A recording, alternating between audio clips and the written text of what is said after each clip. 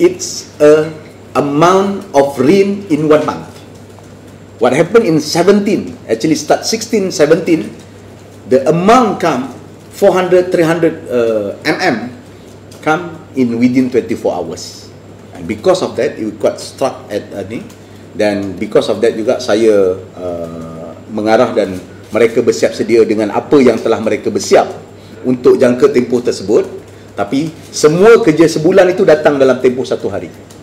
Faham ia bukan masalah tak bersedia. Semua yang sebulan dalam tempoh 1 hari. Dan apa yang berlaku ialah 18 hari bulan, 12 tengah petang ataupun 2 petang sebenarnya, saya telah panggil koordinasi, and that the statement, we mobilize all our machinery yang kita ada. Kita mobilize semua machinery yang kita ada, PBT, pejabat tanah daerah, JKR, JPS yang kita ada, untuk keluarkan orang dengan anggapan the extraordinary amount of water keluar.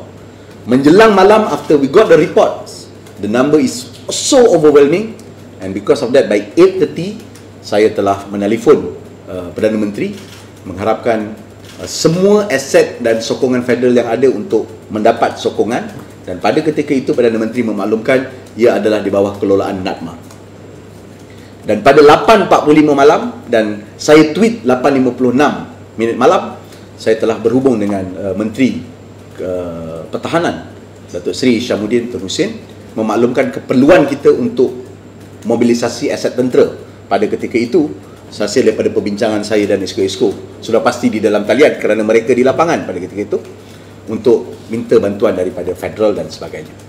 So by tomorrow, esok dia tu, saya berjumpa dengan PM di sekolah kebangsaan atau sekolah agama Jalan Kebun, Johan Setia. Dan selepas itu ada mesyuarat, dan itu pelarasan yang komplit dan sepenuhnya berlaku.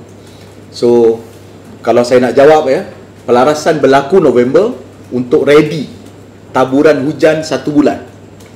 Unfortunately 16 kita tengok trend yang meningkat, kita tambah effort kita pada 18 hari bulan untuk bersedia dengan jumlah hujan yang lebih. By night, the angka more than 360 mm, which is the number is I think paling tinggi. Dan besok dia tu saya dapat lagi angka dia 400 di Kelang.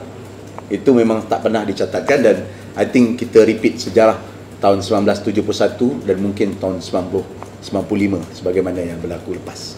So in term of infrastructure, memang kita hanya mampu lebih kurang 100 mm maksimum.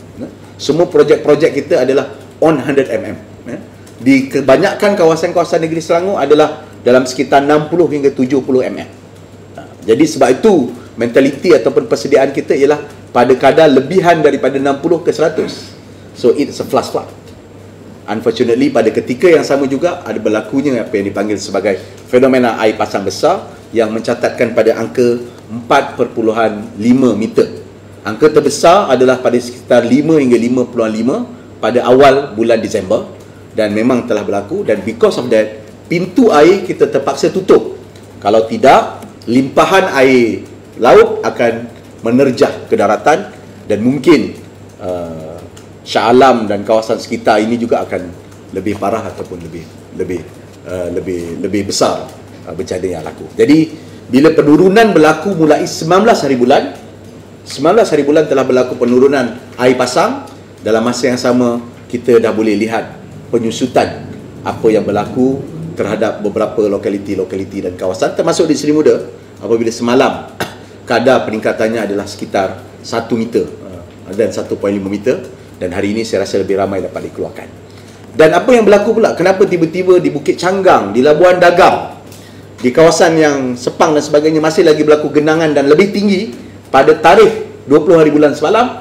Kerana air from upstream goes to downstream, daripada hulu ke hilir, betul daripada hulu ke hilir, dan di sana dia stranded sebentar, dan saya lihat mungkin dia ambil masa lagi maybe in 48 hours or to 72 hours untuk mereka masuk ataupun air tersebut mengalir ke laut. So lack of coordination, lack of coordination because caught of surprise by the amount of water. But is it we not communicate? We communicate.